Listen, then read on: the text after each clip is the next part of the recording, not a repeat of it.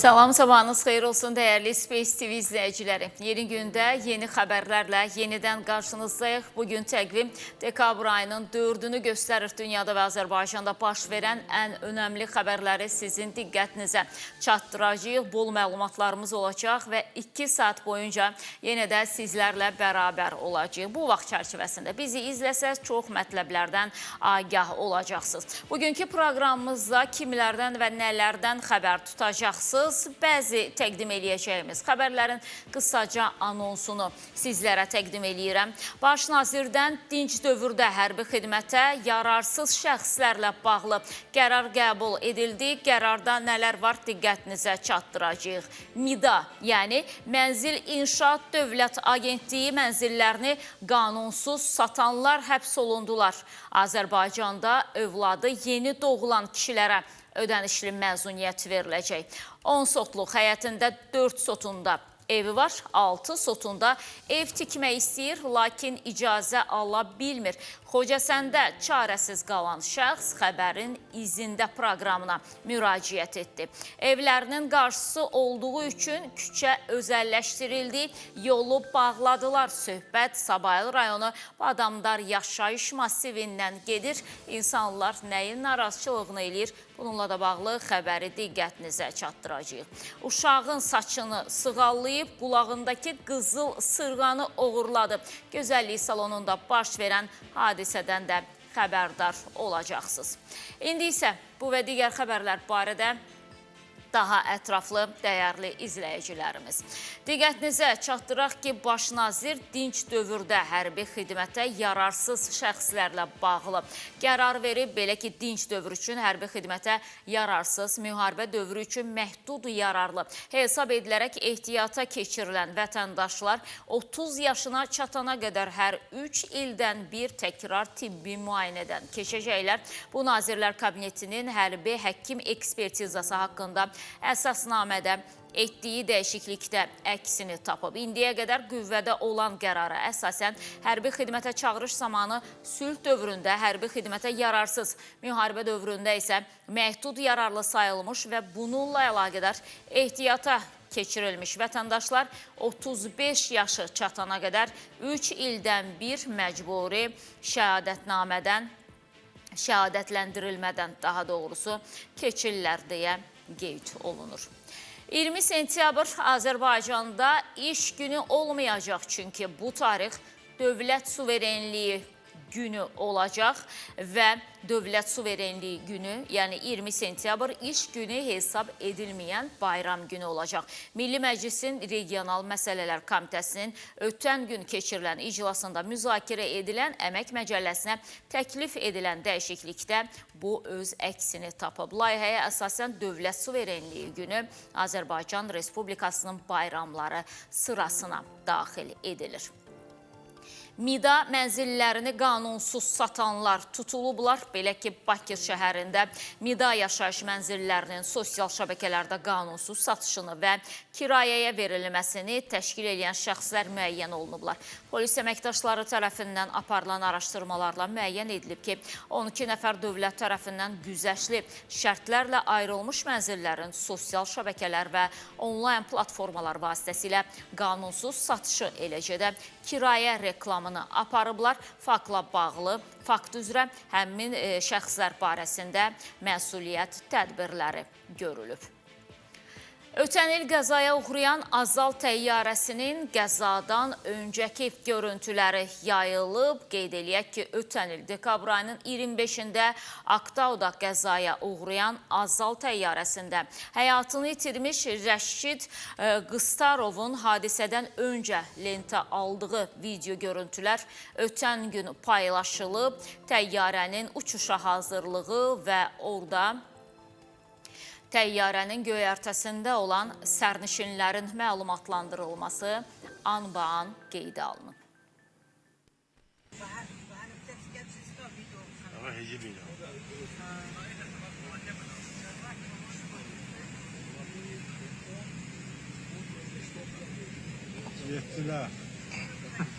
Hanımlar ve cənablar, sizinlə danışan tələbələrə köməklik edir. Gəmi kapitanı Igor Kişnyakin və Tuniyat adından sizə Azərbaycan hava yollarının 82-43 sayılı Bakı Grozny istiqamətində uçuş yerinə yetirən Embraer 190 təyyarəsində salamlayırıq. Uçuş müddəti 1 saat 5 dəqiqədir. Uçuş hazırlıq məsələləri həll edirik. Koordinasiyalara bağlayın. Oturacağın arxasını şaqrıvəziyyətə gətirin. Təhlükəsizlik kəmərlərini bağlayın. Bölçünüzü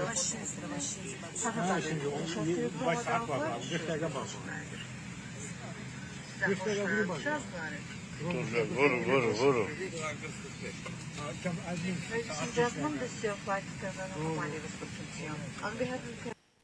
Bəli, dəyərli izləyicilərimiz, ötən gün bu görüntüləri qəzada həyatını itirən Rəşid Qıstarovun oğlu Abbas Qıstarov paylaşıb. O bildirib ki, atası Rəşid Qıstarovun telefonunu 2 gün əvvəl əldə eləyib. Sözü gedən görüntülər də qəzadan öncə atası tərəfindən lentə alınan görüntülərdir. Xatırladaq ki, 2024-cü il dekabrın 25-də Bakıdan Qroznyaya uçan Azala məxsus Embraer təyyarəsi Qazaxıstanın Aktau şəhəri yaxınlığında qəzaya uğradı və qəza nəticəsində 38 nəfər dünyasını dəyişdi, 29 nəfər isə yaralandı. Davam edirik. İrandan Azərbaycana ithal edilən portağalda insan həyatı üçün təhlükəli maddə aşkarlanıb. Belə ki, insan həyatı və sağlamlığı üçün təhlükəli hesab edilən rəngləyici maddə İrandan Azərbaycana ithal edilən portağal məhsulunda aşkarlanıb. Bu səbəbdən də İrandan ölkəmizə ithal edilən portağal məhsullarına nəzarət gücləndirilib. Qida Təhlükəsizliyi Agentliyi tərəfindən götürülən nümunələrin müayinəsi nəticəsində bir neçə şirkətin məhsulunda uyğunsuzluq aşkarlanıb, məhsul partiyalarının dövriyyəsinin qarşısı alınıb.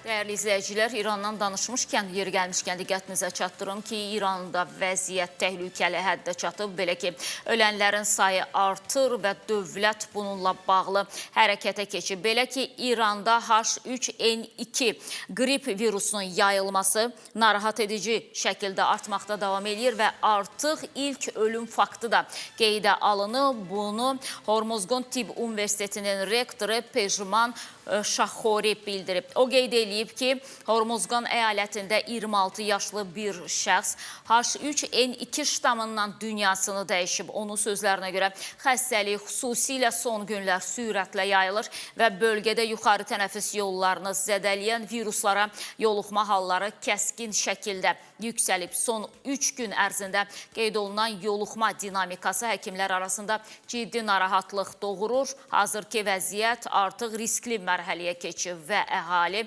simptomlara biganə yanaşmamalıdır. Xüsusilə yüksək hərarət, öskürək, boğaz ağrısı və ümumi halsızlıq kimi əlamətlər müşahidə edildikdə dərhal tibbi yardıma müraciət etmək və dərhal tibbi yardım almaq tövsiyə olunur deyə qeyd olunub və bildirim ki, elə bu təhlükəli virusun yayılması ilə bağlı Rusiyada öz ölkəsinin vətəndaşlarına xəbərdarlıq eləyib, hansı ki, İrana səfər eləyən vətəndaşlar və müəyyən səfər çərçivəsində İranda qalan vətəndaşlara bu təhlükəli virusla bağlı xəbərdarlıq eləyib ki, yəni ehtiyatı əldən verməsinlər və vacib bir şərt olmadığı təqdirdə bu ölkəyə ümumiyyətlə səfər etməsinlər. Davam eləyirik, dəyərli izləyicilərimiz. Azərbaycanda övladı yeni doğulan kişilərə ödənişli məzuniyyət verilə bilər. Bu məsələ Milli Məclisin Regional Məsələlər Komitəsinin ötən gün keçirilən iclasında qaldırılıb. Təklif hazırda müzakirə mərhələsində olsa da cəmiyyətdə maraqla qarşılanıb. Məsəl üçün, mən hərbiçiyəm. Atağım məzəti olsa hərbiçilər üçün daha məqsədə uyğundur ki, gəlib uşaqların yanında olsa, uşaqların yeni doğmuş körpələrini görsünlər. Övladı yeni doğulan atalara məzuniyyətin verilməsi əvvəllər mövcud idi. Yeni təklif isə atalıq məzuniyyətinin ödənişli olması ilə bağlıdır. Vətəndaşlar təklifi rəğbətlə qarşılayır. Yeni doğulan körpənin hər bir halda xərclər olur. Bu baxımdan ödənişli məzuniyyət kifayət qədər müsbət haldır. Olsa daha yaxşı olar, çünki kişilər də qadınlarla bərabər çox əziyyətləri var da. O ki qaldı təklifin detallarına, millət vəkili Aydın Mirzəzadə deyir ki, bu praktikanın tətbiqi ölkədən ölkəyə fərqlənir. Məsələn, bəzi ölkələr qısa müddətdə ödənişsiz məzuniyyət verir. Bəziləri isə verdikləri məzuniyyətin bir hissəsini ödənişli edirlər. Bəziləri isə 14 gün məzuniyyət verir, amma bunun bir hissəsi ödənişli olur. Azərbaycanda isə optimal bir variant nəzərdə tutulur. Ataya 2 həftəlik ödənişli məzuniyyət verilir. Yəni ata bunu hissələrə bölərək bir hissəsini övlad dünyaya gələnə qədər, bir hissəsini isə dünyaya gəldikdən sonra istifadə edilə bilər. İstənilən halda bu ödənişlidir. İstər bu dövlət qulluğunda olsun, istər özəl şirkətdə olsun, bu mütləq ödənişli olmalıdır. Bunu etməkdən məqsəd övlad dünyaya gətirdikdən sonra ananın yanında atanın olmasını təmin etməkdir. Bu anaya emosional dəstəkdir. Yeni təklifə görə kişilərə veriləcək 14 günlük məzuniyyətin pulunu işə götürənlər verməlidir. Hüquqşünas Sahib Məmmədov deyir ki, bu sahibkarlığa əlavə yükdür. Müvəqqəti əmək qabiliyyətini itirməyə görə 14 günün vəsaitini də yenə işə götürən ödəyir. Baxmayaraq ki, o işçini sığorta eləyib.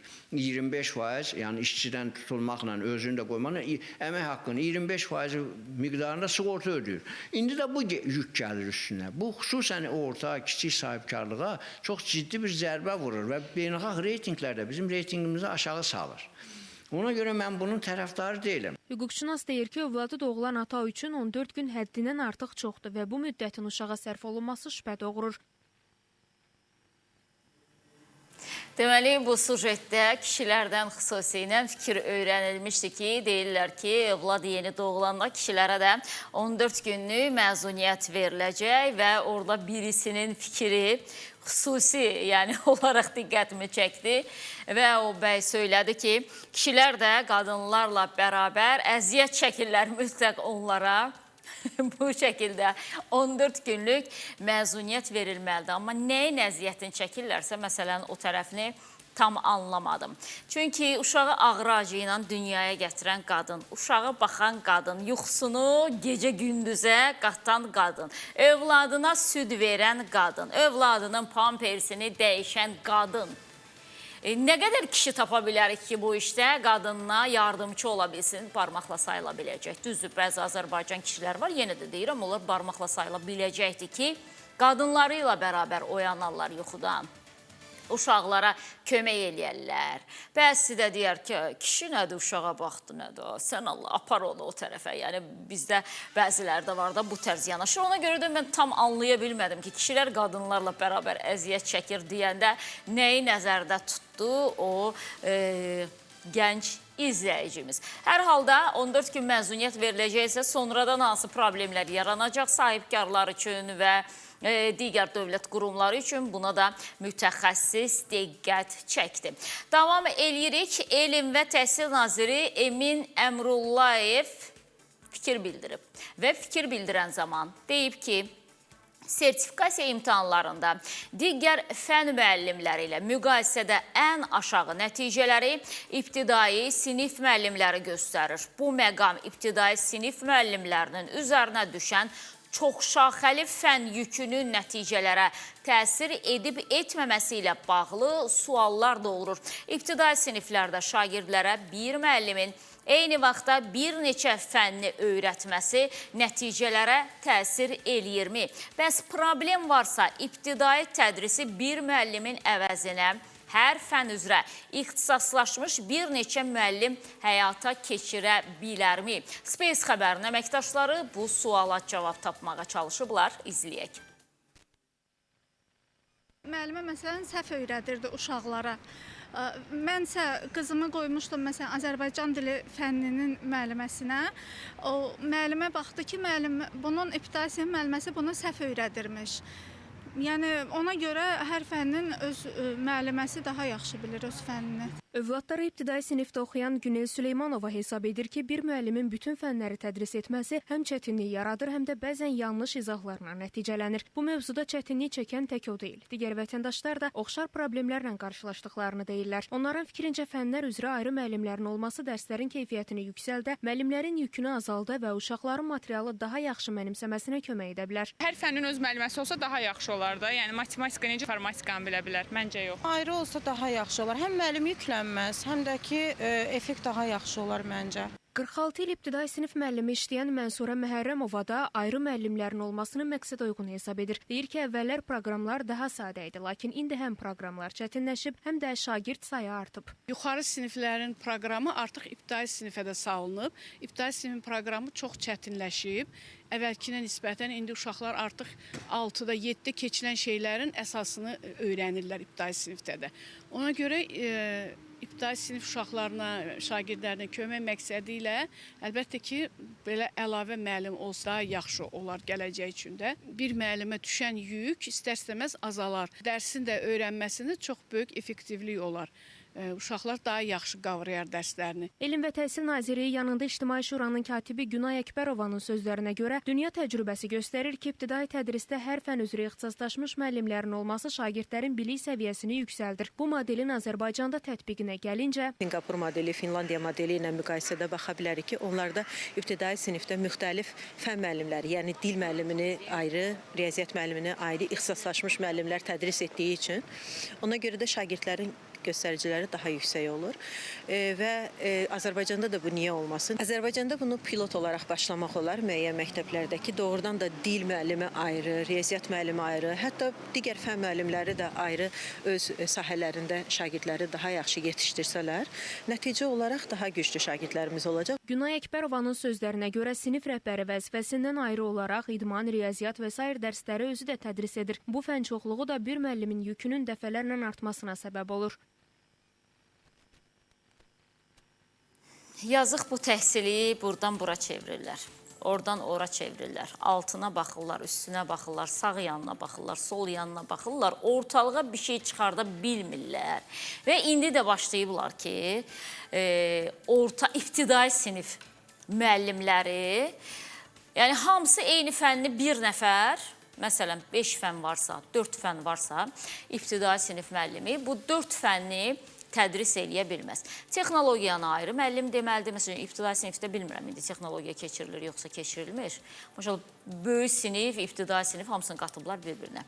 Texnologiya keçirilir, deyir bizim Həmidə xanım, çünki onun da uşaqları ibtidai sinifdə oxuyurlar. Həyat bilgisi keçirlər, texnologiya keçirlər, musiqi keçirlər, idman keçirlər, Azərbaycan dili, riyaziyyat, informatika, ingilis dili, bir də təsviri ingilis. Nə qədər? 7 dərs. Ay Allah, qurban olum öz vaxtımıza. 3 dənə dərs keçirdik və salam. Və Azərbaycan dili də var. İndi əlifbadır, yoxsa Azərbaycan dilidir birinci sinifdə? Həm əlifba, həm də ki, Azərbaycan dili. Mix eləyiblər, qarışdırıblar Azərbaycan dili ilə əlifbanı. Baxın, məsələn, indi mən bunu adi öz təcrübəmlə deyirəm. Bizim vaxtımızda, bundan öncəki verilişlərdə də yadınızdadsa dedim.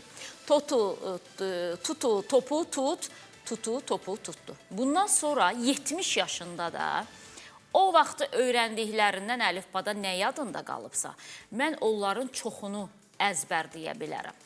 Amma bugün ibtidai sinifdə oxuyan uşağa 10 il sonra soruşsan ki, nə yadında qalıb? Deyəcək, valla o qədər qatma qarışıq idi ki, mən heç nəyi xatırlamam.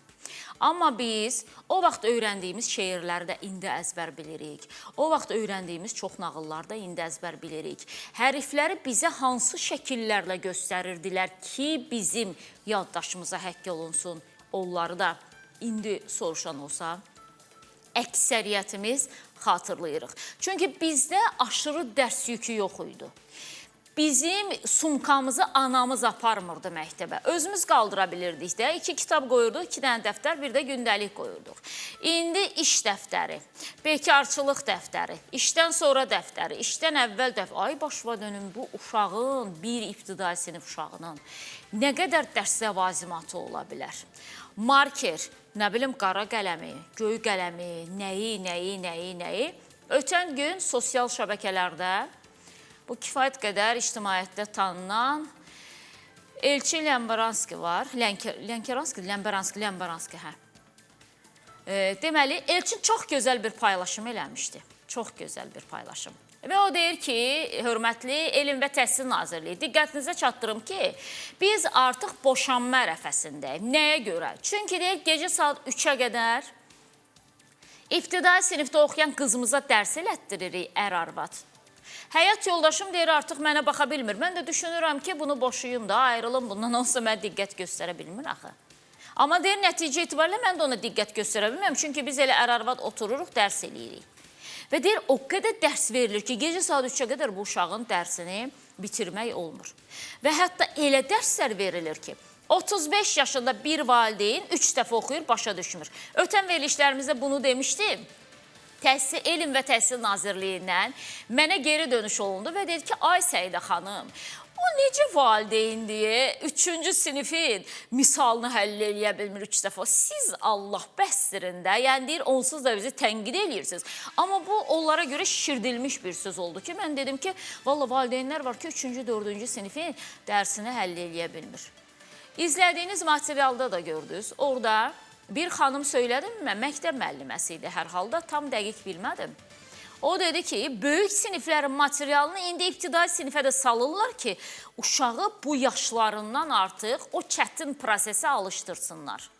Bunu da mən demədim ki, bunu da sadəcə Space-in mikrofonu uzanan bir xanım söylədi. Və bugün bu nə qədər acı da olsa reallıqdır. Həddindən çox yüklənir ibtidai sinif uşaqları.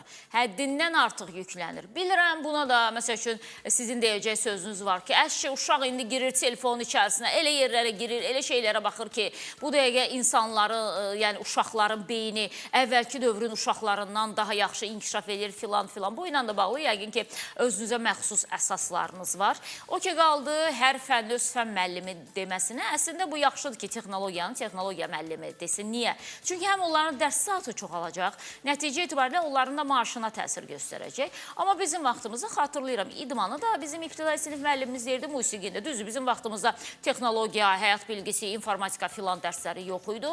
Vurtut 2-3 dərsimiz var idi. Onu da ibtidai sinif müəllimi deyirdi. İndi Emin Əmrullayevin, Elm və Təhsil Nazirinin bu təklifi nə qədər müsbət qarşılanacaq, nə qədər müsbət qarşılamayacaq, hər halda da bunu irəliləyən günlərdə və yaxud da ki, aylarda bilmiş olacaq. Çünki bu hələ ki təklif olaraq qalır. Təklif kimi səsləndirilib, indi gerçəkləşəcəksə artıq ondan sonra bu təhsilin inkişafına, uşaqların savadlılığına, müəllimlərin öz peşəsinə daha ciddi yanaşmasına nə qədər təsir göstərəcəksə, o zaman onu da görmüş olacaq.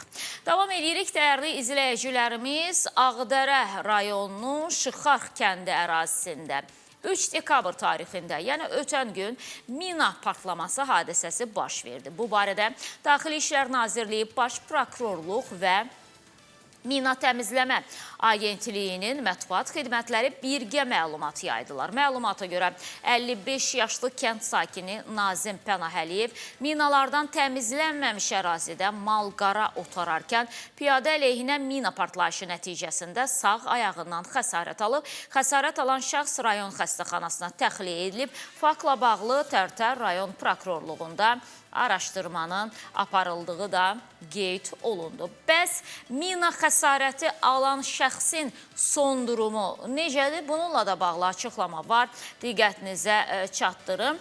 Ağdərədə minaya düşən şəxsin vəziyyəti açıqlanıb. Bu barədə Tibbi Ərazi Bölmələrinin İdarə Etmə Birliyindən məlumat verilib. Ağdərə rayonunun Şıxarx qəsəbəsi yaxınlığında minaya düşmə nəticəsində xəsarət alan 1970-ci il təvəllüdlü şəxs, hansı ki bu şəxs kişi cinsinə aiddir. Dekabrın 3-də saat 17 radələrində Tərtər rayon mərkəzi xəstəxanasından Bərdə rayon mərkəzi xəstəxanasına təcili tibbi yardım şöbəsinə təxliyə olunub. Və pasiyentə partlayış travması və sağ baldırın aşağı 1/3 hissəsinin travmatik amputasiyası diaqnozu qoyulub və hazırda üzərində əməliyyat icra olunub, vəziyyəti ağırdır deyə məlumatda qeyd olunur. Maraqlıdır ki, həmin ərazidə mina təhlükəsi girmək qadağandır nişanları qoyulmayıbmı? Çünki adətən ANAMA-nın əməkdaşları müəyyən bir hissəni minadan təmizləyəndən sonra, amma digər bir hissələr hələ də minalanmış qaldıqda ora xüsusi qırmızı rəngdə təhlükəlidir, giriş qadağandır lövhələrini qoyurlar. İndi bu ərazidə o lövhələr olubmu, olmayıbmı? Bu da hər halda maraqlıdır. Amma yeri gəlmişkən ötən gün elə mina partlayışı nəticəsində xəsarət alan şəxsin yaxınları müsahibə verdilər və onlar söylədilər ki, həmin şəxsin özü bizə telefon vasitəsilə zəng elədi. Minaya düşmüşəm, qan gedir məndən deyə onları olduğu əraziyə çağırıb və deyir, biz əraziyə çatanda artıq həmin şəxs sürünə-sürünə minalanmış ərazidən çıxmışdı. Buna görə də çox ehtiyatlı olmaq lazımdır. Xüsusən də ermənilərin toxum kimi səpdiyi minalanmış ərazidə. Yəni, başa düşürəm, bəzən olur ki, mal-heyvan da gedir, girir minalanmış əraziyə və sən məcbur olursan onun arxasınca getməyə, amma həyatınızı təhlükəyə atmayın. Çünki Qarabağın hələ mütəxəssislər deyir ki, minalardan tam şəkildə təmizlənməsi üçün 30 il bundan sonra vaxta ehtiyac var. İndi bu rəqəmi səsləndirəndə, bu ili səsləndirəndə artıq bilmək olur ki, ora nə qədər minalarla çirklənmiş, o səssiz ölümlə çirklənmiş ərazidir. Davam edirik. Rusiya prezidenti Vladimir Putin Moskvada Birləşmiş Ştatlar prezidentinin xüsusi nümayəndəsi Steve Witkoff ilə görüşüb. Rusiyalı rəsmilər görüşün məhsuldar keçdiyini, lakin hələlik kompromisə gəlinmədiyini bildiriblər.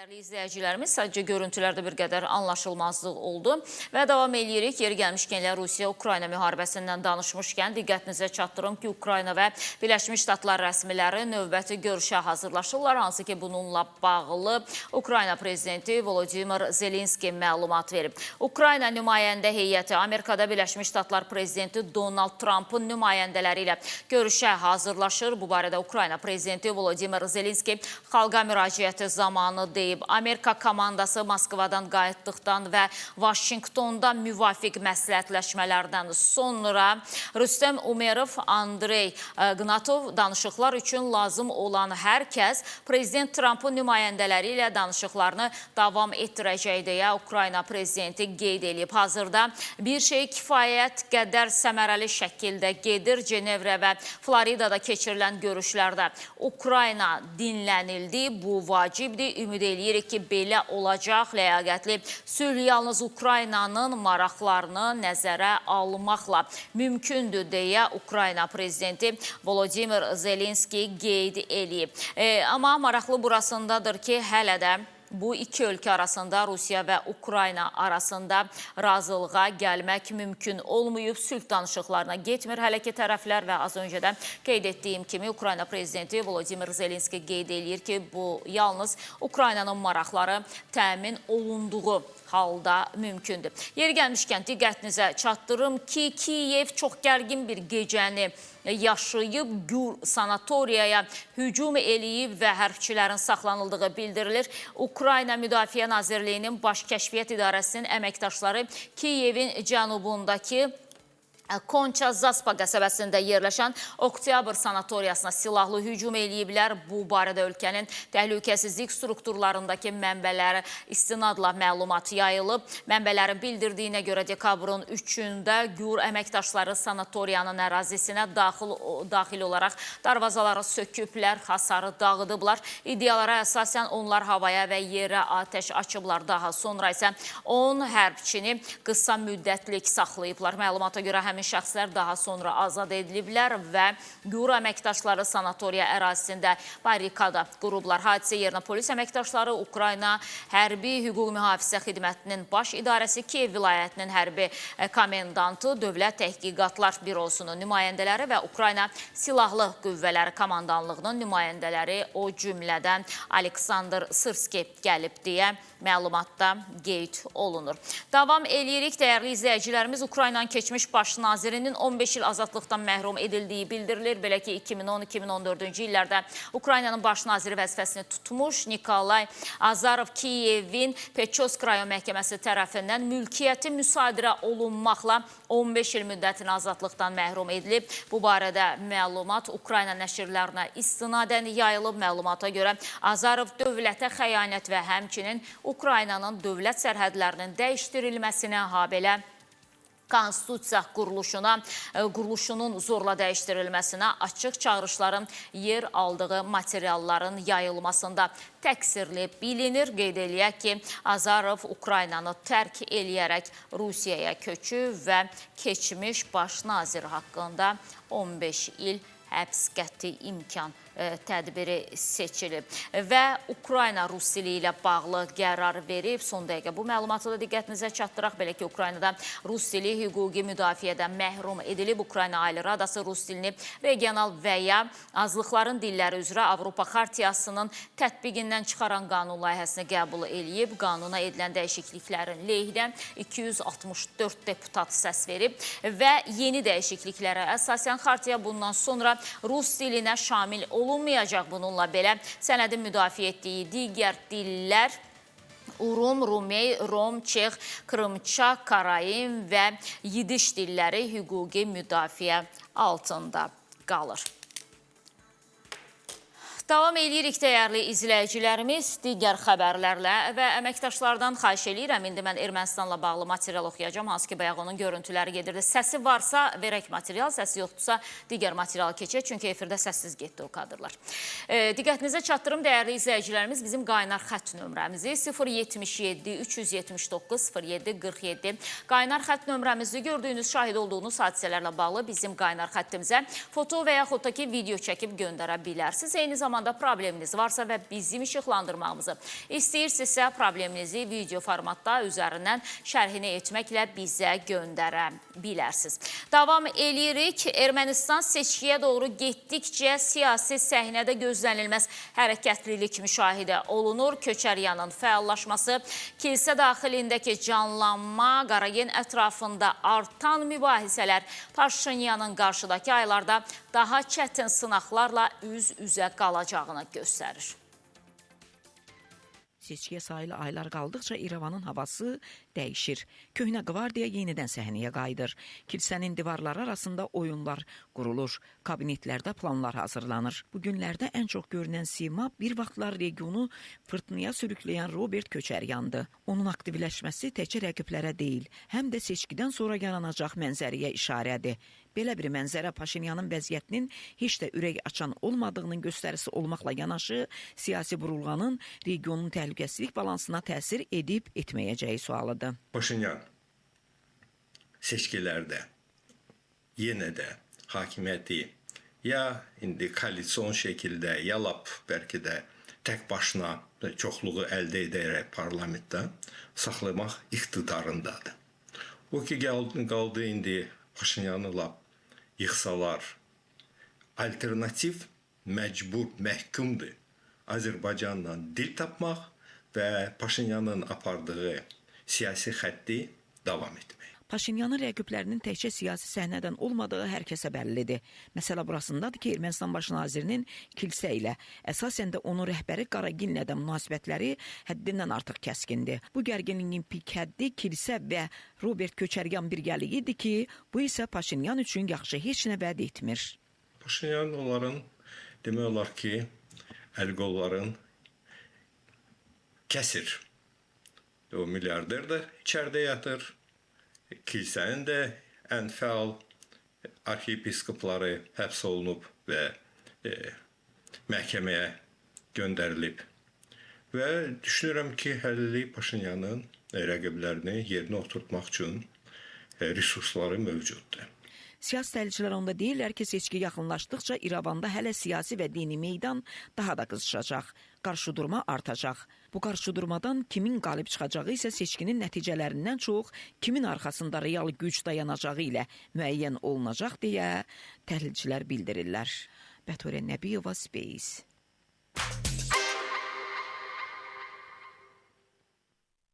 Davam edirik dəyərli izləyicilərimiz. Verilişimizə yeni qoşulan tamaşaçılarımız gününüz xeyirli, uğurlu olsun və qaynar xəttimizi bir daha təqdim edirəm. 077 379 07 47. Probleminiz varsa bizə çəkin göndərən, probleminizi işıqlandıraq. Yeri gəlmişkən həftənin birinci günü, bazar ertəsi günü İsmayıllıda bir xanımın şikayətini efirdə işıqlandırmışdıq və İsmayıllı rayon icra hakimiyyəti bununla bağlı məlumat verib bizə, yəni geri dönüş eləyiblər və onların da cavabını bir qədər sonra sizin diqqətinizə çatdıracağım. İndi isə digər xəbərlərlə davam edirəm. Paytaxtda qadın işlədiyi mağazada bıçaqlanıb. Ötən gün paytaxtın Sabayıl rayonunda bıçaqlanma hadisəsi baş verib. Hadisə Üzeyir Hacıbəyli küçəsində yerləşən mağazalardan birində qeydə alınıb. Qadın işlədiyi mağazada bıçaqlanıb. Daha ətraflı əməkdaşımız Günəş Rızayevanın materialından biləcəksiniz.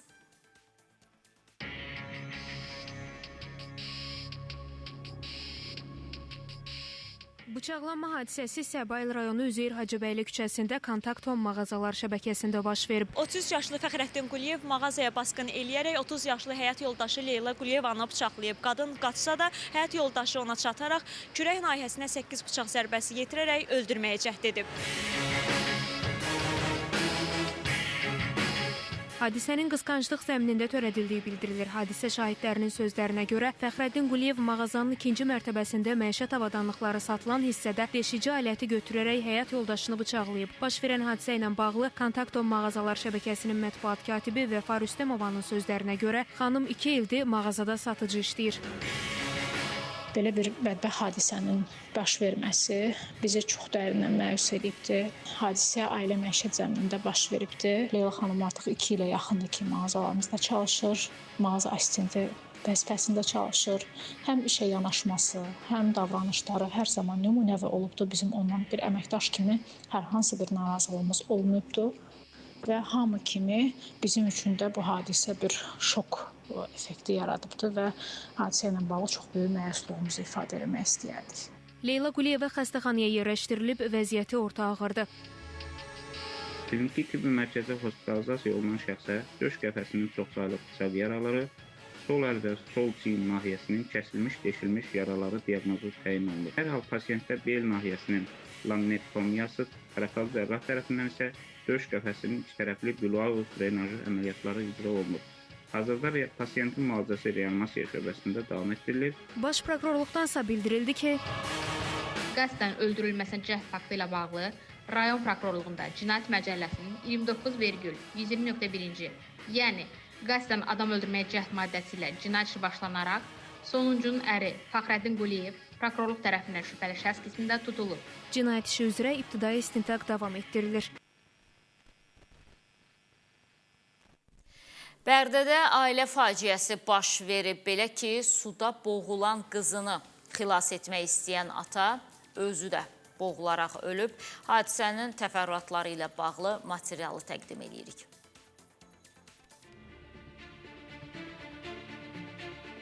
Qızı gedib kanalın qırağına, bu da dalayacaq gedib. Qaytara bilməyib də. İndi özün atıbdır. Atı suya bu da onun arxasıca. Hadisə Bərdə rayonu Nazirli kəndində yerləşən su kanalında baş verib. 44 yaşlı Zərəncam Kərimova ehtiyatsızlıqdan kanala yıxılaraq boğulma təhlükəsi ilə üzləşib. Hadisə yerinə gələn 68 yaşlı Yasin Kərimov qızını sudan çıxarmaq üçün kanala girib. İlişib ata da ilişib burada, ağaca qalıb orada. Sonradan gənə sağ olsun qonşular. Gəmiyə getdilər, gəmi ilə çəkdilər, çıxartdılar.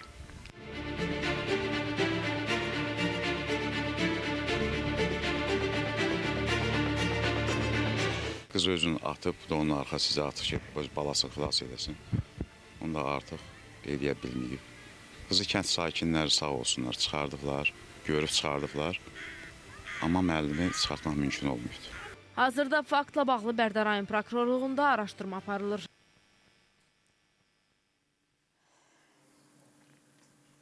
Kəlbəcərdə sement dolu yük avtomobili aşıb, nəticədə sürücünün xəsarət aldığı bildirilir. Yol nəqliyyat hadisəsi rayonun Kəlbəcər-Vəngli dairəsində baş verib. Namiq Əhmədovun oğlu idarə etdiyi sement daşıyan avtomobillə hərəkətdə olarkən idarəetməni itirib və avtomobili aşırıb. Qəza baş verərkən yük avtomobilində 25 ton yük olub. Qəza zamanı Namiq Əhmədov müxtəlif dərəcəli xəsarətlər alaraq Kəlbəcər rayonunda yerləşən hospitala çatdırılıb. Hadisə yerinə Kəlbəcər rayon Dövlət Yanğından Mühafizə hissəsinin əməkdaşları cəlb ediliblər. Avtomobilin aşması nəticəsində yola dağılan yanacaq ərazidən təmizlənərək yanğının baş verməsinin qarşısı alınıb. Bakı-Sumqayıt yolunda da yol nəqliyyat hadisəsi baş verib. Yolun Xırdalan şəhərindən keçən hissəsində 2 yük avtomobili toqquşub. Isuzu markalı yük avtomobili hərəkətdə olarkən qarşısında olan digər yük maşını ilə toqquşub. Zərbənin təsirindən Isuzu markalı nəqliyyat vasitəsinə ciddi ziyan dəyib. Salyanda avtomobil su kanalına düşüb. Hadisə Salyanın Bayraq meydanı deyilən ərazisində baş verib. Yüksək sürətlə hərəkətdə olan avtomobil idarə etmədən çıxaraq su kanalına düşüb. Xoşbəxtlikdən sürücü son anda xilas ola bilib.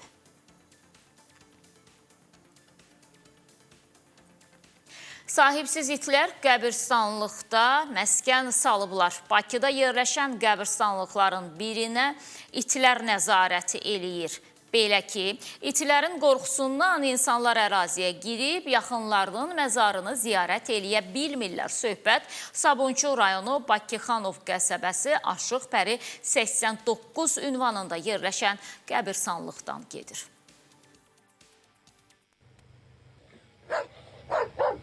Bu qəbristanlığa öz yaxınlarını, doğmalarını ziyarətə gələn insanlar mütəmadi olaraq küçə itlərinin hücumuna məruz qalırlar. Səbəbi isə burada ondan artıq sahibsiz küçə itinin bu qəbristanlıqda məskunlaşmasıdır. Hətta bir neçə dəfə sahibsiz küçə itləri buradakı insanlara hücum edərək onları ağır yaralayıblar. Buradan keçmək olmur da. Qarşı-qarşıya gəlsə mütləq tutacaq kimsə. Qəbristanlıqda yatırlar onlar. Elə yerləri orada. Mən atamla və bacımla bərabər babamın qəbristanlığına gəlirəm. İtlərin qorxusundan babamın qəbrinə yaxın gedə bilmirik. Sabunçu rayonu Bakıxanov qəsəbə qəbristanlığında küçə itləri qəbristanlığa ziyarətə gələn insanlara hücum edir. Artıq bir neçə nəfər itlərin hücumu nəticəsində xəsarət alaraq xəstəxanaya yerləşdirilib.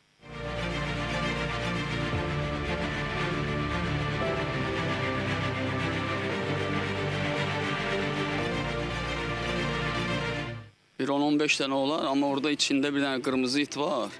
O adama cumur. Paytaxt sakini Aydın Məmmədov da bu qəbristanlıqda küçə itlərinin hücumuna məruz qalanlardandır. İt burada hücum çəkir, heç qapıdan keçmək olmur, sizə deyim. İt hücum çəkir. Bu yaxınlarda qızımın üstünə hücum çəkmişdi.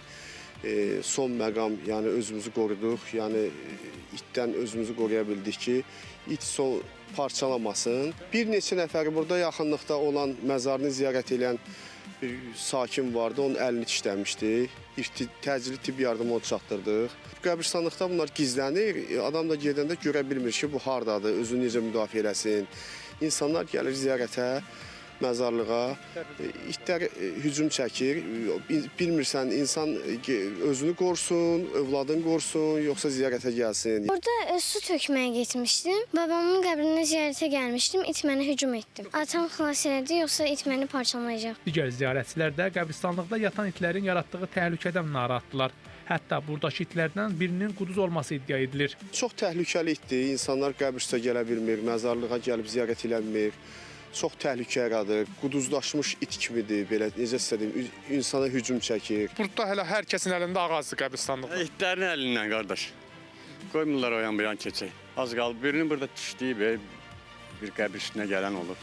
Qolların zadını çeynəmişdi. Sarı itdi bir dənə yekə. Problemlə bağlı Sabunçu rayon İcra Hakimiyyətinə və Bakıxanov Bələdiyyəsinə sorğu ünvanladıq. Məlum oldu ki, söz gedən qəbristanlığa heç bir qurum nəzarət etmir. Təxminən belə bir neçə burada göstərir. Çox hissəsiz edirlər vətəndaşlara. 3-4 nəfər ödəmədik. Sabunçu rayon İcra Hakimiyyətindən o da bildirildi ki, qeyd olunan məsələ ilə bağlı aidiyyəti üzrə sahibsiz heyvanlara qayğı mərkəzinə məlumat verilib.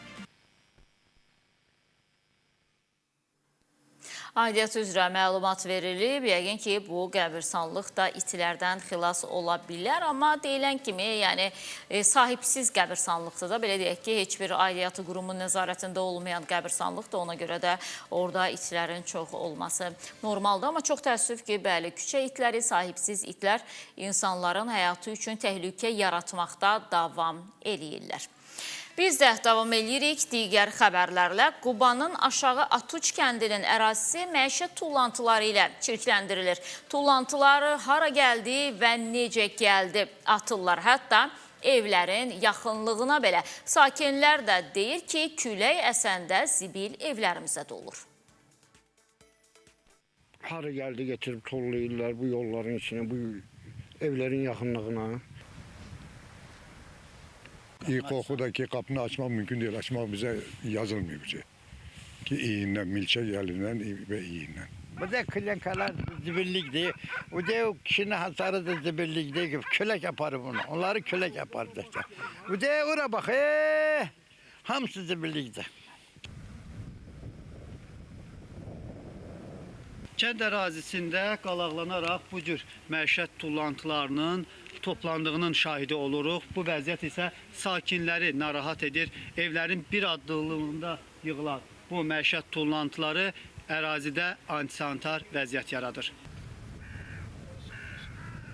Yəni xəstəlikdir. Ondan da savayı insan öz həyatı üçün xəstəlikdir bu. Gətirir atırlar məişət tullantıları, çürümüş şeylər, ölü leşlər, onun iyi, onun mikrobu ilə insanın özünə bəs eləyir də, yəni onu eləməyə ehtiyac yoxdur.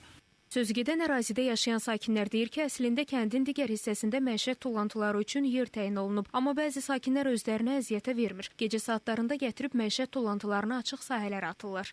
Kiminsə zibilini yığışdırmaqdan, kiminsə necə deyim, evində istifadə edib gətirib atdığı şeyləri mən necə deyim, burada yaşayan bir insan olaraq deyirəm ki, yəni təmizləməkdən, yandırmaqdan bezmişik.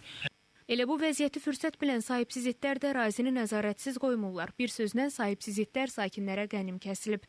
Bir adam gələndə gərək mən bir 100 metr qabağına gedim ki, itləri qova gibi adamı qarşılayayım. Ərazidəki acınacaqlı vəziyyətlə bağlı kənd bələdiyyəsinə müraciət etdik. Dəfələrlə vətəndaşlarla müraciət etməyimizə baxmayaraq, yenə də vətəndaşlar həmin tullantıları açıq sahələrə, yol kənarlarına atırlar. Məişət tullantıları üçün ayrı qutular ayrılacaq və bu cür hallara yol verilmir. Bəli, Space xəbərin əməkdaşları ərazidə çəkiliş aparanda bələdiyyənin nümayəndələri də gəliblər və ərazidə zibilləri təmizləməyə başlayıblar. Amma ərazi təmiz qalacaqmı? Yox. Orada bələdiyyənin nümayəndəsi idi, bilmirəm. Bəlkə də sədri idi və yaxud da ki, hər hansısa bir işçisi idi. O söylədi ki, biz yığışdırırıq və insanlara deyirik ki, bura zibil atmayın, yenə də köhnə hamam, köhnə tas olur, necə deyərlər. O sahibsizliklər məsələsinə qalanda da, Qubada da eyni problem yaşanır. İndi sizə bir ərazini təqdim eləyəcəyik. Amma bilinmir ki, bura yaşayış binasıdır, yoxsa xəstəlik mənbəyi. Əraziyə yeni kanalizasiya xətti çəkilsə də, çirkəb suları binaların həyətinə axıdılır. Söhbət Gəncənin Dədə Qorqud küçəsindən gedir, hansı ki, bu küçədə hökm sürən acınacaqlı vəziyyətdən danışacağıq. Sakinləri təngə gətirən vəziyyətdən aidiyyatı qurumlar da xəbərdardır. Əməkdaşımız İlham Məmmədov sözü gedən ərazidə olub, lenti aldıqları var, sizə də təqdim edirik. Vəziyyətimiz budur. O yuxarıdan gələn kanalizasiyalardır, oradan gələn belə sistemlərdən. Bax, buradan vurur, bax. Deyirlər ki, çağırırıq, gəlirlər, sağ olsunlar, gəlirlər. Açırlar, 5 gündən sonra, 10 gündən sonra bir dolur. Görün nə gündədir.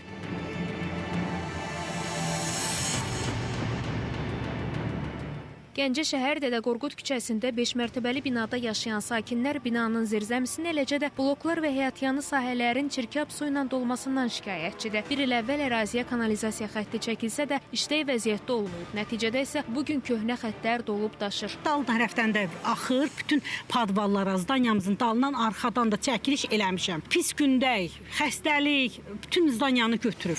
Təzə linalar çəkilib, amma bizim bina nə vaxtıdır, bir ildən çoxdur qoşulmuyub təzə liniyə. Binanın arxa tərəfində lina var, böyük linadır, ana lina deyirlər, ana xətt deyirlər. O xəttdə pis vəziyyətdədir. Sakinlər bildirir ki, ətraf ərazilərdən və yaxınlıqdakı Şənlik sarayından belə axıdılan çirkab sular indi onların həyətinə tökülür ki, bu səbəbdən də ərazini kəskin üfunət qoxusu bürüyür. Problemlə bağlı Gəncə Su Kanal İdarəsinə dəfələrlə müraciət etsələr də baxan yoxdur. Çağırırıq, gəlirlər, açırlar, 10 dəqiqə durur, o 5 gündən sonra bir də. Köklü həlli yoxdur. İndi nə bilim, nə vaxta qalıb. Bu kanalizasiyanı təzə çəkdilər. Ancaq birləşdirmədilər bura.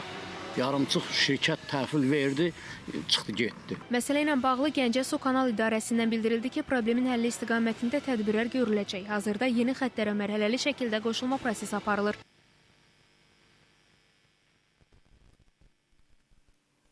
Sakinlər deyir ki, iş yarımçıq görüldü. Gəldilər, yarısına qədər çəkdi. Hansısa bir şirkət ondan sonra o boruları bir-birlərinə birləşdirmədilər. Yəni kanalizasiya xətlərini və nəticədə belə olur. Şikayət eləyirik, baxmırlar, söylüyor. Davam edirik dəyərli izləyicilərimiz. Ötən gün sosial şəbəkələrdə bir görüntü paylaşıldı. Hansı ki, bu görüntüdə uşağın saçını sığallaya-sığallaya, onun qulağından sırğanı açıb qaçan qadın gündəm oldu. Həmin görüntüləri izləyək, sonra haqqında məlumat verəcəm.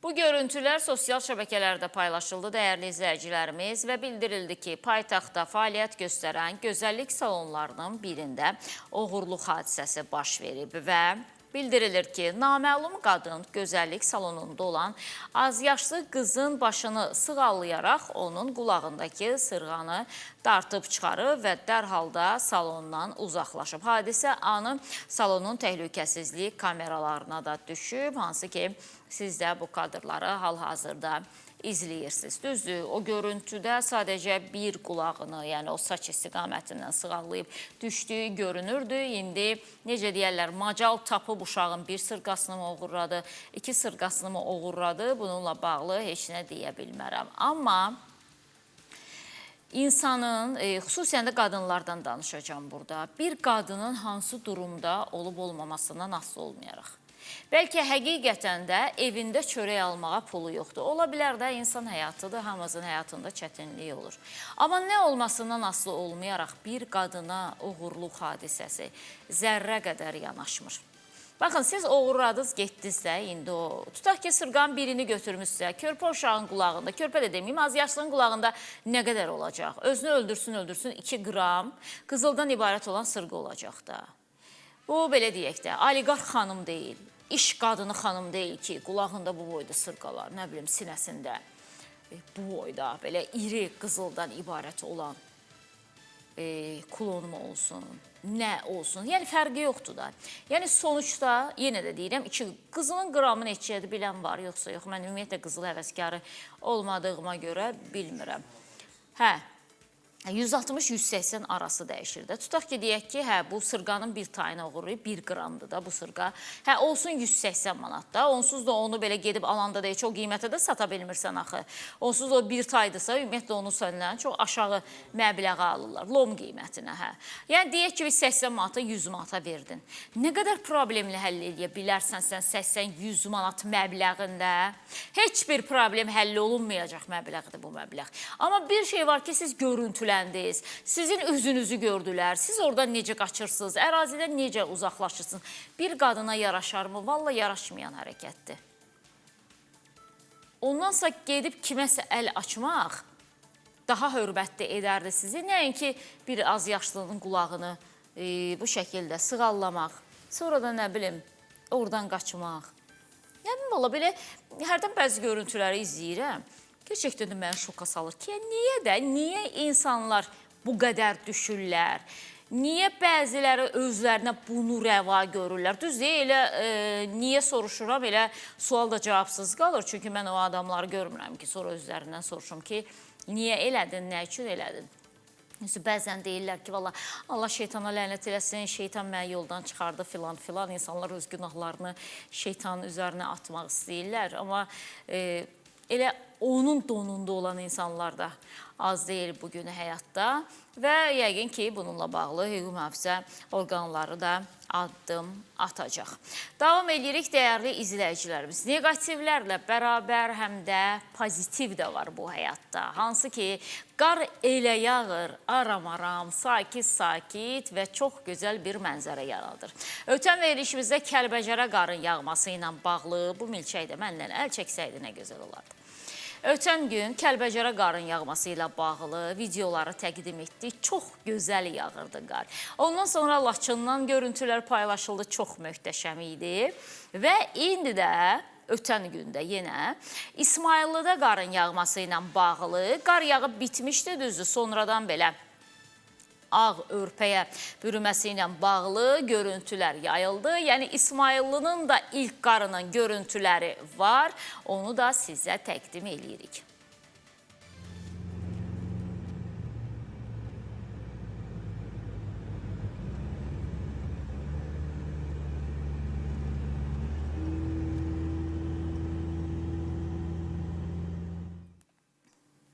Elə İsmayıllıdan danışmışkən, amma vaxtımıza az var. O İsmayıllı ilə bağlı material təqdim eləmək istəyirdim. Bir neçə dəqiqədən sonra reklam vasitəsinə çıxacaq. Ona görə də yəni onu çatdırmayacağım təqdim etməyə. Reklamlardan qaydandan sonra təqdim eləyərik.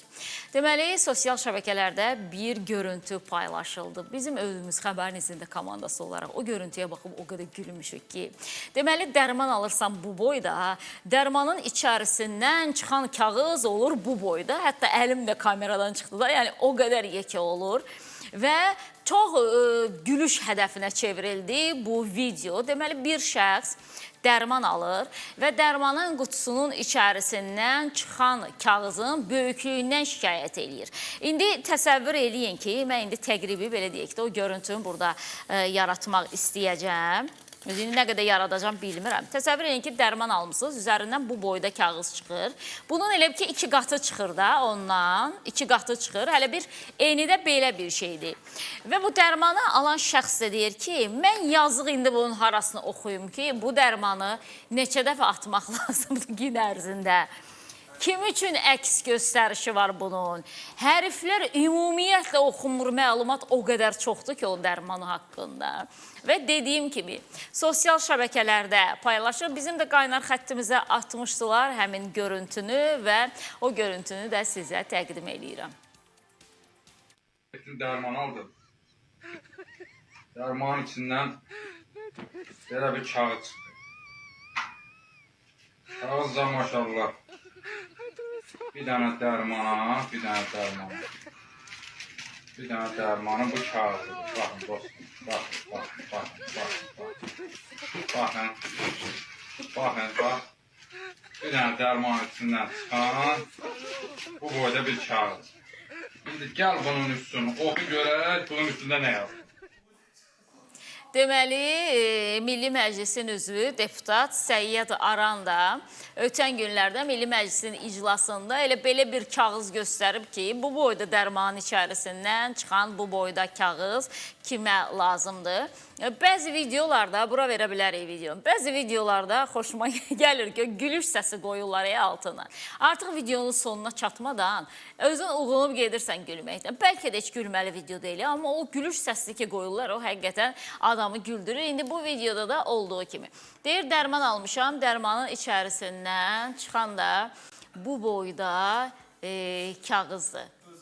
Təsəvvür edirsən, xəstəsən və gətirirlər ki, bu dərmanı mütləq içməlisən. Bəzi xəstələr var ki, o dərmanın tərkibini oxuyurlar, necə içə bilərlər, hansı yaş üçün göstərişdir, hansı yaş üçün əks göstərişdir, incəliyirlər. Məsəl üçün, mən heç vaxtı dərmanın kağızını oxumaram da. Bəlkə də aldığım dərmandan başqasını veriblər. Elə gəlib, açıb içəsi adamım da. Yəni, onun içərisi ilə maraqlamıram. Amma adam var ki, bütün son yazıya qədər onun içərisini oxuyur da, incəliyir ki, nəyi var, nəyi yoxdur. İndi bu yazıq xəstə oxuyana qədər canını tapşırar gedər. Həm də bu dərmanın tərkibi nə qədər zəngindir ki, bunu yazmısınız. Maraqlıdır ki, haran istehsalı olan dərmandır. Çox maraqlıdır. İndi o dərman adı filan görünmür. Amma balaca bir dərmandır özdə. Neysə ki, keçmiş olsun deyək də izləyicimizə.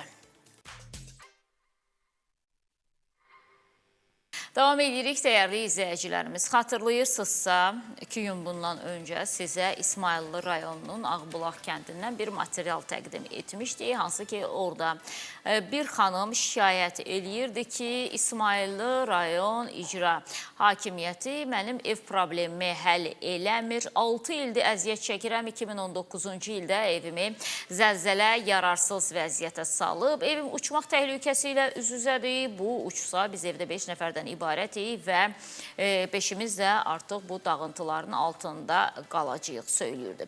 Qısaca bir xatırlatma videosunu təqdim eləyək ki, ondan sonra icra hakimiyyətindən, Yasamal rayon icra hakimiyyətindən bununla bağlı hansı məlumatı bizə İsmayıllı, üzr istəyirəm, İsmayıllı rayon icra hakimiyyətindən bununla bağlı bizə hansı açıqlamanı veriblərsə diqqətinizə çatdıracağıq. Mən İsmayıllı rayonunun Ağbulaq kənd sakini Tahirova Nazilə İbrahim qızı. 2019-da bu ev zəlzələ olub, evim bu günə düşüb. Bu gördüyünüz evə əgər ev demək olarsa, bu evdə 5 nəfər yaşayır. Yoldaşım, özüm və 3 uşağım. Baxın, görün, bu evdə yaşamaq olarsa, bu evdən bütün İsmayıllı rayonunun adiyyəti qurumları hər birinin xəbəri var. Bizimlə heç kim maraqlanmır, heç kim bizimlə yaxın gəlib bir soruşmurlar da. Hər bir dəqiqə, hər bir an dağıla bilər. Yağış yağanda evin içinə yağır, külək olur, qorxuruq. Hər dəqiqə uçula bilər, altında qalıb ölə bilərik. Mən qorxa-qorxa 8 ildir bu uşaqlarımı bu evdə saxlayıram. Keçən il 2024-də Noruz Aslanov müəllim bura gəlib bu ev həyətə maraqlanıb. Bizə dedi ki, siz üçün 2 otaqlı ev tikiləcək. Seçiləndən sonra dedi, bala, mən sizin cibimdən sizin üçün ev tikəsi deyiləm ki, gedin öz başınızın çarəsinə baxın. Aparıb ərzə ilə müraciət edirəm, mənim ərzəmi ya cırırlar, ya da ki, qaytarıb özümə verirlər ki, hər səni kimlərə mən ev tiksəm gərək kəndlərdə şəhər salıb. Xahiş edirəm sizdən ki, mənim evladlarım bu dağıntılar altında qalıb ölməsin. Azərbaycanın mərd oğullarından, mərd qızlarından kömək istəyirəm ki, balalarıma heç nə olmasın. Bir ovuc qar yağsa, uçub töküləcək, balalarım qalacaq altında. Yağış yağanda mənim balalarım suyun içində yatır. Damır, tökülür. Bu dəqiqə sözümün bitdiyi yerdir. Görün, bir baxın, baxın, görün, baxın. Bu evimin üstü. Hər tərəfi bax, budur mənim evimin üstü. Budur mənim yaşayışım. Mənə deyirlər ki, burada yaşayış yoxdur. Yaşamıramsa mənim diriyim, hər şeyim bu evdədir. Qaz deyirəm, qazımızı çəkmirlər ki, ev sürüşür, təhlükə ola bilər, nəsə yaxşı. Ev sürüşür, ya mənim evimi tikir, ya qazımı çəkir, heç nə eləmirlər biz üçün. Budur, bax, içərisi bundan betər. Bu mənim evimin iç görünüşü. Zaldan otağa keçən yeridir. Bax, taxtanın üstünə o biri otağa keçirik.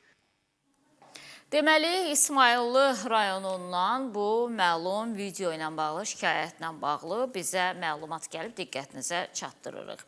İsmayıllı rayonun Ağbulaq kəndində Tahirova Nazilə İbrahim qızına məxsus qəzalı vəziyyətdə olan yaşayış evində təmir bərpa işlərinin aparılmasına köməklik göstərilməsi ilə bağlı bildiririk ki, 2020-ci ildə vətəndaşın müraciətinə uyğun olaraq yaşayış evinə İsmayıllı rayon icra hakimiyyətinin mütəxəssisləri tərəfindən baxış keçirilib və məlum olub ki, həmin ev ötən əsrin 60-cı illərində inşa edilib, fiziki köhnəlmiş və illər uzunu baxımsız vəziyyətdə qalıb. Qeyd eləyək ki, yaşayış evlərinin dayanıqlılığı barədə qəbul olunan qərarlar zamanı evin hansı səbəbdən qəzalı vəziyyətə düşməsi əsas şərt kimi qəbul edilir. Fiziki köhnəlmiş dayanıqlılığını itirmiş və dağılması təbii fəlakətlə əlaqələndirilməyən yaşayış evləri dövlət proqramında təmiri və bərpası nəzərdə tutulmuş yaşayış evlərinin siyahısına daxil edilmir. Bütün bunlara baxmayaraq 2020-ci ildə rayon icra hakimiyyəti vətəndaşın ağır sosial durumunu nəzərə alıb, ona yaşamaq üçün vaqon təklif edib. Lakin yaşadığı yerin relyefi səbəbindən vaqonu onun yaşadığı əraziyə aparmaq mümkün olmayıb. Ona görə də vətəndaşa vaqon qoyub yaşaya bilməsi üçün kənd ərazisində 3 sot torpaq sahəsi təklif edilib, vətəndaş isə bundan imtina edib. Həmçinin 2019-2024-cü illər ərzində İsmayıllı rayon icra hakimiyyəti tərəfindən müxtəlif dövrlərdə ona mövcud imkanlar daxilində 5 dəfə maddi yardım və bir neçə dəfə ərzaq yardımı göstərilib. Əlavə olaraq vətəndaşın aztəminatlı ailə olduğunu nəzərə alaraq onun sosial rifahını yaxşılaşdırmaq məqsədi ilə rayon icra hakimiyyətinin köməkliyi ilə Dövlət Məşğulluq Agentliyinin özünə məşğulluq proqramı çərçivəsində 19 may 2021-ci il tarixində 3 baş iri buynuzlu mal və 400 kiloqram yem verilib, həyat yoldaşı yol tikintisində işlə təmin edilib. Eyni zamanda Qızılay Para Cəmiyyəti tərəfindən vətəndaşa zəruri ev əşyaları və övladları üçün məktəbli ləvazimatı verilib. Onu da qeyd eləyək ki, Nazilə Tahirovanın uzun müddət istifadə etdiyi qazın dəyərini ödəyə bilməməsi səbəbindən kifayət qədər borcu yaranıb və bu səbəbdən onun yaşayış evinə qazın verilişi dayandırılıb. Məsələ ilə bağlı rayon icra hakimiyyətinə müraciət edildikdən sonra vəziyyət araşdırılaraq vətəndaşa lazımı köməklik göstərilib. Belə ki, qazdan istifadə zamanı formalaşmış borc aidiyyatı üzrə rayon icra hakimiyyəti tərəfindən ödənilib və qaz verilişi tam şəkildə bərpa olunub. Araşdırma zamanı məlum olub ki, bələdiyyə tərəfindən də ailəyə 300 manat maddi köməklik göstərilib. Məlumat veririk ki, vətəndaşa məxsus həyətyanı torpaq sahəsində fiziki köhnəlmiş yaşayış evlərinin bərpası, təmiri və yenidən qurulması üçün rayon icra hakimiyyətinin xərclər smetasında vəsait nəzərdə tutulmur və bunu nəzərə almağınızı xahiş edirik deyə İsmayıllı rayon icra hakimiyyətindən bizə göndərilən rəsmi cavabda qeyd olunur. Bəli, burada bildirildi ki, ailə ötən gün mən İsmayıllı rayon icra hakimiyyəti başçısının müavini ilə telefonda da bir xeyli danışdım və Səidə xanım sizə verilən məlumatlar heç də düzgün deyil, çünki biz vaqona qədər xanıma təklif etmişik və eyni zamanda qeyd elədik. Burada da oxuduğum rəsmi xəbərdə 3 sot torpaq sahəsi də veririk xanıma. Sadəcə xanım yaşadığı evi tərk eləmək istəmir, deyir ki, elə burada yaşamalıyam. Vaqon da deyir, iri ölçülü olduğuna görə biz hətta xüsusi onu daşıyan maşında, texnikada gətirdik. Həyətlərinə qədər texnika apardı, amma həyətə salınması mümkün olmadı. Ona görə də daha rahat bir yer ona təklif etdi ki, o vaqonu ora qoyaq və belə deyək də, o uçuq sökük evin altında 5 nəfərin həlak olmasına razı olub, vaqonda yaşamağa razı olmayan qadını da gerçəkdən burada çox da başa düşmədim mən. Çox qəzalı vəziyyətdədir, görüntüləri verə bilərik, evin görüntülərini bura. Çox qəzalı vəziyyətdədir, düzdür, mən bu materialı təqdim eləyəndə İsmayıllı rayonundan seçilən deputatla bağlı da fikirləri bildirdim. Çünki xanım deyirdi ki, Novruz Aslanın belə bir sözü olmuşdu ki, 2 otaqlı ev verəcəm. Düzdür, mən çox gözəl bilirəm, əlminçi kimi bilirəm ki, heç bir deputatın ev vermə səlahiyyəti yoxdur. Ola bilsin ki, hansısa bir deputatın maddi imkanı çox yaxşı olar və həqiqətən də öz rayonunda çox kasıb yaşayan birisinə jest olaraq, insanlıq əlaməti olaraq ev hədiyyə eləyə bilər. Sadəcə burada bir məsələ var idi ki, söz verilmişdi xanıma. Xanımın dediyinə görə, yenə də biz nə söz verən prosesdə orada olmamışıq, nə vaqon o həyətə gətirilən prosesdə orada olmamışıq. Biz sadəcə bizə gələn şikayət üzərindən danışırıq. Amma sadəcə bir məqam var, onu da qeyd eləmək istəyirəm. İndi rayon icra hakimiyyətindən bizə göndərilən məlumatda deyilir ki, deməli, qəzalı vəziyyətdə olan yaşayış evində təmir bərpa işləri aparılması ilə bağlı qeyd olunur ki, bu evə İsmayıllı rayon, Yasamal rayon icra hakimiyyətdə nədirsə dilimdən düşür. İsmayıllı rayon icra hakimiyyəti mütəxəssislər tərəfindən baxış keçirilib və məlum olub ki, həmin ev ötən əsrin 60-cı illərində inşa edilib. Fiziki köhnəli və illərlə uzun müddət baxımsız vəziyyətdə qalıb. Yəni belə deyək də, bu evdə heç bir yenidən qurma işi aparılmayıb, heç bir təmir işi aparılmayıb, amma ötən günü mən İsmayıllı rayon icra hakimiyyətinin müavini ilə danışan zaman, amma mən söylədim ki, 2019-cu ildə zəlzələ nəticəsində ziyan çəkən evdi, təsdiq elədi o fikri, amma çox təəssüf ki, burada yəni o fikrin təsdiqinə dair heç nə yoxdur. Amma bütün hallarda həyat yoldaşını işdən təmin eləmişik, bir neçə dəfə maddi yardım göstərmişik, 3 sot torpaq sahəsi veririk, yaşayış üçün yəni o vaqon veririk, onu da xanım istəmir. Mütləq deyir ki, mən bu evimi sökməsiz, tikməsiz. Qaz məsələsinə qalanda. Xanım dedi ki, mən deyirəm ki, gəlin qaz çəkin. Deyirlər ki, qəzalıdır, ev qaz çəkmirik. Amma gördüyünüz kimi, burada İsmayıllı rayon icra hakimiyyətindən bizə verilən məlumatda isə bildirilir ki, hətta həmin bu xanımın qaz borcu da rayon icra hakimiyyəti tərəfindən qarşılanıb və ailəyə qazın verilməsi bərpa olunub. Mən belə olanda artıq məcburam ki, necə deyərlər, yolu alım əlimə. Gedim İsmayıllının həmin bu sözü gedən Ağbulaq kəndinə. Gördüm, xanım bizi niyə alladır? Alladırsa niyə alladır? Və yaxud da ki, yalan danışmır, bəlkə icra hakimiyyəti pulu ödəyib, amma Azərqaz deyir ki, onsuz da bu sən borcuvun puludur, yenə də vermirəm, növbəti ödənişini etməlisən, qaz verməliyəm. Belə olan halda həmişə yəni tərəflər arasında görürsünüz ki, müxtəlif fikir olur. Biri deyir belə kifayət qədər iyi. Məsəl üçün, mən heç bəyənmədiyim bir şey oldu ki, xanım ona edilən, ona torpaq sahəsi verilib, ona vaqon verilib. Burada mən İsmayıllı rayon icra hakimiyyəti Nahid müəllimin tərəfini tutmuram. Mən haqqın tərəfində danışıram ki, bu xanıma elənilən heç bir şeyi xanım qeyd eləmir və xanım deyir ki, göz yumurlar ki, biz 5 nəfər bir gün bu uçan damın altında qalacağıq. Çox xahiş eləyirəm. Hər dəfə demişəm, yenə də deyirəm. Bizə məlumatı atanda əhatəli atın.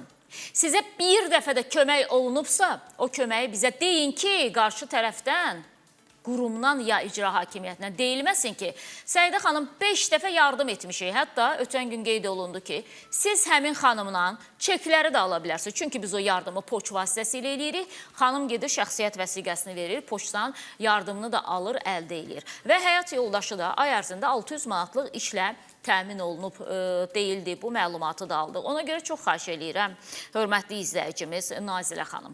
Bizə məlumatı verəndə, ümumiyyətlə bu bütün izləyicilərimiz aiddir. Bizə məlumatı verəndə xahiş eləyirik, hər tərəfli verin. Onsuz da bizə geri dönüş olur. Əslində, məsələ nədən ibarətdir? Bunu biz bilirik də, sonuçda 2 gün sonra da olsa biz bunu öyrənmiş oluruq. Düzdür, yenə də deyirəm, çox istəyərdim ki, sizin o ev, yeni evlə bərpa olunsun, yeni ev tikilsin, o şəraitdə ümumiyyətlə Azərbaycanda heç kim yaşamasın, hamı yaxşı şəraitdə yaşasın, komfortlu şəraitdə yaşasın. Yəni, bunu biz çox arzulayırıq. Amma dediyim kimi sizə olunan, mən hətta söylədim ki, o vaqonun da şəklini atın bizə. Çünki mən istəyirəm ki, sübut olsun əlimdə ki, həqiqətən bu vaqon gətirilib. İndi bugün də ola bilsin ki, o vaqonun da görüntüsün dünən niyəsə göndərmədilər. Bugün yəqin ki, o vaqonun görüntüsünü də əldə eləyəcəyik. Yəni, gələn rəsmi açıqlama da bundan ibarətdir. Və davam eləyirik digər xəbərlərlə, dəyərli izləyicilərimiz, daha hansı məlumatlarımız var, sizin diqqətinizə çatdıracağım. Yeri gəlmişkən bildirim ki, 077 379 07 47 bizim qaynar xətt nömrəmizdir. Gördüyünüz, şahid olduğunuz hadisələrlə bağlı bizim qaynar xəttimizə müraciət eləyə bilərsiniz. Sabunçu rayonu, Sabunçu qəsəbəsindən bizə izləyici bir video göndərib. Deyir ki, Səidə xanım, sizə çəkib göndərən videonu Nəzakət Qasımovadır. Videoda da görəcəyiniz ərazi Sabunçu Bit Bazarı adlanan ərazidir. Səidə xanım, burada yol elə tutulub ki, buradan hərəkət etmək mümkün deyil. Hamı bütün əlinə keçən malları yolun üzərinə qoyur və gediş-gəlişə mane olur. Həm də yolu zəbt edirlər. Üstəlik, axşamlar burada zibil əlindən də yerimək mümkün deyil. Xahiş eləyirik, bunu işıqlandırın. Bəlkə məsələ həllini tapar. Baxaq görək, Bit bazarında vəziyyət necədir? Bura Sabunçu rayon Sabunçu qəsəbəsidir. Dəmir yol vağzalının, yəni tam mərkəzi yoludur. Yəni alternativ yol deyil, tam Sabunçu qəsəbəsinin mərkəzi marşrutların son dayanacağıdır. Məhz burada tam yolun ortasında insanlar öz köhnə əşyalarını satış məqsədi ilə yolun ortasına sərgiləyirlər. Bu bildiyimiz Sabunçunun bit bazarıdır. Yol alış-veriş məqsədi ilə zəbt olunduğu üçün maşınlara və hətta gediş-gəlişə böyük maneə törədir. Əvvəllər də bu bazar mövcud idi, lakin onlar üçün xüsusi yer ayrılmışdı. Amma illərdir nədənsə tam yolun ortasında belə bir vəziyyət yaranıb. Allah uzaq etsin, yanğın baş verərsə, Fövqəladə Hallar Nazirliyinin yanğın söndürən maşını bura necə daxil ola bilər? Təcili yardım maşını da həmçinin. Köhnə əşyaların satışı üçün bir yer ayrılmalıdır. Yolun zəbt olunması nə dərəcədə məqsədə uyğundur?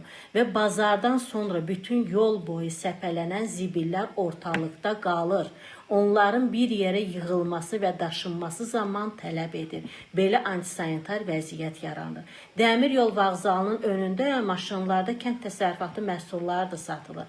Yenə də yol zəbt olunur. Yenə bazardan kənar yolun ortasında. Bunların tör-töküntüsü, zir-zibili antisanitar vəziyyət yaradır. Yığılan zibil bütün gecəni yol boyu ortalıqda qalır. Hamısı külək vasitəsilə kanalizasiyalara dolur və yağış zamanı buraları su basır. Biz bura yaxın yaşadığımız üçün su basmadan əziyyət çəkirik. Sabunçu qəsəbəsi çox baxımsızdır. Adiyyatı qurumlar bu məsələ ilə bağlı bəlkə də xəbərsizlər. Verilişiniz vasitəsilə bu vəziyyəti işıqlandırmağınızı xahiş edirik. Bəlkə adiyyatı qurumlar bizə çözüm taparlar.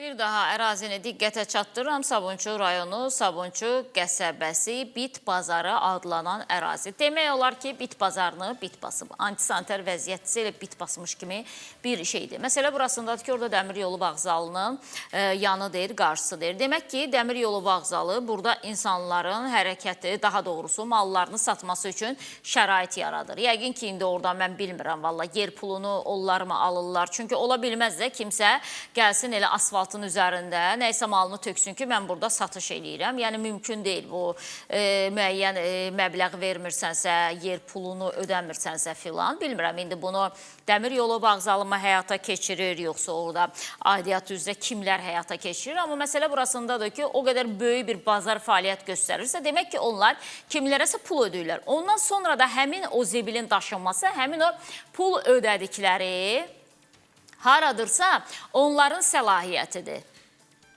Yəni, bazarda yəqin ki, siz də görməmisiniz də, kimsə tökdüyünü yığsın ən adi kağız parçasına qədər ki, mən burada alver eləmişəm, malımı satmışam, zirzibilimi də yığım, çıxım gedim. Yox, kimin zibili varsa elə ora qoyur. Deyir ki, yəni bura üçün mən pul verirəm də, gəlsinlər, silsinlər, təmizləsinlər. O ki, qaldı insanların hərəkət etdiyi yolun bağlanması məsələsinə. Bu da belə deyək də bir satış etikasıdır da. Bugün kiminsə xoşuna gəlirsə yolun ortasında işləmiş əşyasını satmaq, o təbii ki yolun ortasına qoyacaq və özü də ayağı altı olacaq da orada. Çünki hamı gəl sağından da solundan da hərəkət eləyəcək. Kifayət qədər yəni həmin ərazidə yaşayanlar üçün ciddi bir məsələdir. Normal hərəkət eləmək istəyirlər, hərəkət eləyə bilmirlər. Zir-zibil də ki özünün dediyi kimi ondan sonra satış eləyib gedənlərin zibili də özlərindən sonra iz kimi qalır. Digər qaynar xəttimizə gələn şikayətlərdən biri Xocasən qəsəbəsində fond deyilən ərazidə izləyici deyir ki, 10 sotluq həyətin 4 sotunda oğlumun evi var. Hər yanı da hasarlıdır. Qalan 6 sot torpaq sahəsində ev tikmək istəyirəm. Lakin hara müraciət edirəmsə, deyirlər ki, icazən yoxdur və mənə icazə verən də yoxdur. Necə olur ki, öz həyətimdə mən ev tikə bilməyim, xahiş eləyirəm. Mənə köməklik göstərəsiz. Deməli, İsayev Yaşar çəkib göndərib videonu mənə deyir ki, ailə böyük olduğundan 2 oğlum, 1 qızım, 8 uşaq bir yerdə qala bilmirlər. Kirayə tutublar, öz həyətim boş ola, amma öz həyətimdə ev tikə bilmirəm. Salam və hər vaxtınız xeyir olsun, əziz Space kanalının əməkdaşları. Mən sizlərdən xahiş edirəm ki, mənim bu şikayətimi televiziya vasitəsilə işıqlandırasınız və mənim bu şikayətimi aidiyyatı qurumlara çatdırasınız. Mən İsayev Yaşar İnayətoğlu Birinci Qarabağ müharibəsinin və ikinci 44 müharibəsinin iştirakçısıyam. Hal-hazırda ikinci qrup əldən. Mənim şikayətim ondan ibarətdir ki, mənim Xocasən qəsəbəsində oğlum İsəyev Yusif Yaşar oğlunun 10 sot torpaq sahəsində 6 sotunda özünü ev tikib almışdır, 4 sotu boşdur. Bu 4 sot torpaqda mən özümə bir ev tikmək istəyirəm. 2-3 ildir mən yazıram, şikayət edirəm, heç kəs mənim şikayətimə baxmır. Deyən kimi də deyirlər, fond yerli icazə yoxdur. Axı, bura bizim dövlət qanunundan verilmiş torpaq sahəsində tikilmiş evdir. Boş sahə 4 sot hasarı üçün almış 4 sot bax, bu da oğluma məxsusdur. Mən öz məhəlləmdə, öz həyətimizdə ev tikmək istəyirəm. Mən dövlətdən nə torpaq, nə ev istəmirəm ki, mən sadəcə xahiş edirəm ki, mənə icazə verilsin. Bu öz həyətimizdə mən özümə məxsus 2-3 otaqlı ev tikərəm. Çünki ailə 13 başdan ibarətdir. Mən özüm qanun düşün insanam. Bunlarla yaşaya bilmirəm. Hazırda kirələrdəyəm. Mən bu vaxtında niyə kirələrdə qalmalıyam? Xahiş edirəm, bu barədə mənə köməkli gözləsiniz. Aidiyyəti qurumlara mənim şikayətimi çatdırasınız. Mənim bir dənə əsas məqsədim odur ki, öz həyat, yəni torpağımda özümü yavaş-yavaş ev tikim. Bunu dəfələrlə mən şikayət etmişəm. İcra nümayəndəliyindən də gəlib, Binəqədi rayon icra hakimiyyətindən gəliblər ki, yaxşı, işə baxılacaq. Üstündən bir il keçibdir, heç kimlə baxmır. Dəfələrlə zəng etmişəm, şikayətə getmişəm. Elə hər dəfə baxılacaq, hələ müxadirə xəbər yoxdur. Aidiyyəti qurumlara çatdırasınız. Bəlkə mənə dəstək olub, mənə köməkli göstərəsiniz. Qabaqcadan təşəkkürümü bildirirəm. Bax, göründüyü kimi, bax bu evdir. Hal-hazırda, bax bu evdir. Böyrübaşı hasarlı. Bax, burada böyrübaşı hasarlı evdir. Bundan başqa da burada evlər hamısı göründüyü kimi evlərdir. Öz məhəlləmdir. Oğlumun adım olan oğlumun evidir. Bax, buradan da keçirsən zaborda, bax, buradan. Boşdur. Həyətim boşdur. Bu həyətdə ev tikməyə mənə icazə verilmir. Elə əməkdaşlara onu deyəcəkdim ki, kaşki həyətində görüntüsü olardı. Sonra gördüm ki, həyətində görüntüsü var. Həyətin görüntüsünə niyə baxmaq istəyirdim? Düşündüm ki, bəlkə yüksək gərginlikli elektrik xətlərinin yaxınlığında da ev, növbəti bir ev inşa olunsa, həmin xətlərin altına düşəcək. Amma gördüyünüz kimi, yəni boş torpaq sahəsidir, üzərindən də heç nə keçmir. Bəlkə ola bilsin, şirinlik istəyirlər bu şəxsdən. Sonuçda, yəni, fundamentin təməlinə 5-dən 3-dən qoymasan, əziz qardaş, alınan iş deyil, bəri başdan deyim sizə. Bəlkə də orada problem var ki, orada gedir, dirənir də artıq sizin işiniz və torpaq sahəsi sizin ola, sizə icazə verilmir orada ev tikmək. Xocasən qəsəbəsindən izləyicimiz fond deyilən ərazidə 10 sotluq həyətin 4 sotunda evim vardır, 6 sot torpaq sahəsində tikmək istəyirəm. Sonra deyəsən danışanda dedi ki, 6 sotda ev var, 4 sotda tikmək istəyirəm. İndi fərqi yoxdur da, lap istəyir. 2 sotda da harada tikmək istəyirsə istəsin, amma heç bir qurum həmin bu şəxsə Yaşar İsayevə icazə vermiş. Özü də qeyd elədi, həm 1-ci Qarabağ savaşçısıdır, həm də ki 2-ci Qarabağ savaşçısı 44 günlük müharibənin iştirakçısıdır. Və amma çox maraqlıdır ki, yenə də deyirəm, nəyə görə icazə vermirlər. Əsas məsələ bundan ibarətdir. Biz indi o ərazidə bilmirəm, Xocasən hansı icra hakimiyyətinin tabeliyindədir, hansı rayonun tabeliyindədir Xocasən? Abşeron rayonu. Biz bir əlaqə saxlayarıq verilişdən sonra, əməkdaşları da yeri gəlmişkən deyirəm. Bir əlaqə saxlayaq aidiyyatı qurumla, görək ki, bu izləyiciyə icazənin verilməməsinin səbəbi nədən ibarətdir. Ondan sonra da təbii ki, bununla bağlı aidiyyatı qurumlarında diqqətinə məsələni çatdıraq. Bəlkə həqiqətən də orada bilmirəm, bəlkə bir neft çıxan ərazidir. Ola bilər də, nə bilim, qaz sızan ərazidir. Neysə bir səbəb də ola bilər. Ola bilsin ki, indi səbəb deyilib, amma izləyici bizə demir. Amma ki, bütün hallarda biz bu məsələni də araşdırarıq. Yəni, haqqa halal torpağıdsa, niyə ev tikə bilməsin? Davam eləyəcək dəyərli izləyicilərimiz, amma yenə də reklam fasiləsinə keçid alacaq. Qısaca reklamlardan sonra verilişimizin son bölümündə Binəqədi rayon icra hakimiyyətinin, bəli, Binəqədi rayonunun icra hakimiyyətinə deyim, Binəqədi rayonunun nəzdində Xocasən qəsəbəsi. Davam edirik dəyərli izləyicilərimiz. Artıq verilişimizin son bölümündəyik. Bir neçə dəqiqə vaxtımız var. Çalışacağıq ki, bu vaxt çərçivəsində də qaynar xəttimizə şikayət edən izləyicilərin problemlərini diqqətinizə çatdıraq. Qeyd edeyim 077 379 0747. Qaynar xəttimizdir. Bizim qaynar xəttimizə video formatda şikayətlərinizi çəkin, üzərindən şərhini verməklə çox xahiş edirik. Məlumatları bizə dolğun şəkildə verin, dürüst şəkildə verin ki, biz də burada necə deyərlər, başqa adamların yanında utanmış formaya düşməyək. Həyatda ən nifrət elədiyim bir vəziyyətdir və çox xahiş edirəm məlumatı bizə dəqiq verin. Və dəyərli izləyicilərimiz, təkcə Azərbaycan ərazisindən deyil, ölkənin hüdudlarından kənardan da bizə şikayət eləyən azərbaycanlılar var. Gürcüstan sərhəddindən, Kurung limanı deyilən bir yerdən mütəmadi izləyicilərimiz bizə şikayət eləyiblər və Bəhruz Əhmədov qaynar xəttimizə video göndərir və deyir ki, Səidə xanım, bizim maşınlarımız sentyabr ayından buradadır. 4 aydır ki, sərhəddə qalmışıq və biz sərhədi keçə bilmirik. Soruşuruq, əsaslı məlumat da vermirlər. Xahiş eləyirik ki, bunu işıqlandırasınız, bəlkə baxan oldu. Deməli, materialın içərisində özləri də qeyd edirlər ki, onların avtomaşınlarını saxlayırlar, böyük tır maşınları da saxlayırlar, onlardan yüksək məbləğ tələb eləyirlər və bunu ona görə eləyirlər ki, ölkənin öz maşınları daha çox işləsin, nəinki Azərbaycan maşınları və aylardır həmin sürücülər orada qalırlar. Deyir, heç geri qayıtmağa da icazə vermirlər ki, ödənişi eləməsəz, geri qayıda bilməzsiniz. İzləyək və aidiyyatı qurumların bəlkə də xəbəri yoxdur, buradan təqdim eləyək. Burada biz Kuruk limanındayıq, gördüyünüz kimi. Bu Azərbaycan şoförləridir. Hardasa bir 50-60 dənə Azərbaycan şoförü var. Ora SPX-dır, bilənlər bilir. Qardaş, burada problem nədir? Burada problem odur ki, Azərbaycandan, Türkiyədən, Gürcüdən fərqi yoxdur. Tranzit yüklüyüb gələn maşınları burada problem yaradıblar ki, olmaz, icazə yoxdur. Biz bunlara sual veririk ki, indiyə qədər biz, mənim özüm, keçən ay buradan həmən yüklə gəlib getmişəm.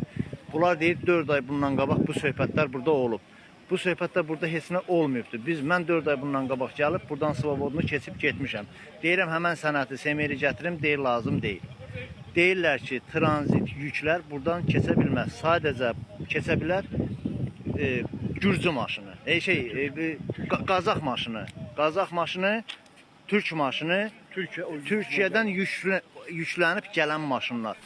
Biz də burada, indi bizə bir dənə akt çıxardıblar. Bütün bu maşınların hamısını semerini alıblar, aktlar çıxardıblar. Deyirlər ki, aktlarda deyilir ki, yazıblar ki, bütün sənədlər, yəni biz o aktı oxuyuruq, tanış olduq, qol çəkməliyik ki, biz bunlara 2000 dollar 10 gün ərzində, 2000 dollar biz bura pul ödəməliyik. 10 günü keçdisə 4000 dollar.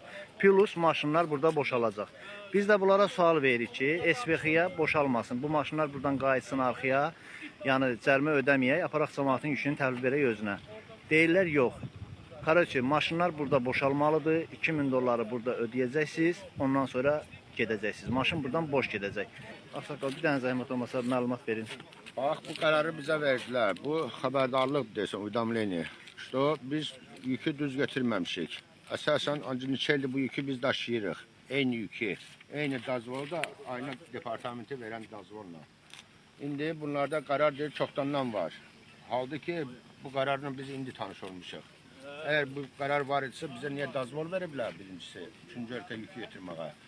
Dazvolu veriblərsə, deməli, üçüncü maşının semerinə əsasən verilib bu dazvol, həmin bu dazvol. Deməli, bizə veriblərsə, bu icazə varsa bu yükü getirməyə, niyə bizə xəbərdarlıq deyib, bu yükü biz vurmuşuq. Vurub gəlmişiksə, burada da bizə cərimə yazmaq istəyirlər. 2000 dollar hər maşına, 1860 dollar cərimə yazmaq istəyirlər. Niyə əsasən? Niyə sürücülər bu hərəsi 300-400 dollara işləyən şoförlər nətər bunu 1800 dollar cərimə vermədilər. Və bizi tezdən geri qayıdırlar, boşaldırlar yükü, Qazaxstan maşınlarını boşaldıb bizi geri qaytarmaq istəyirlər. Bəs bizə ailələr nətər olacaq? Bu pullar hardan çıxacaq?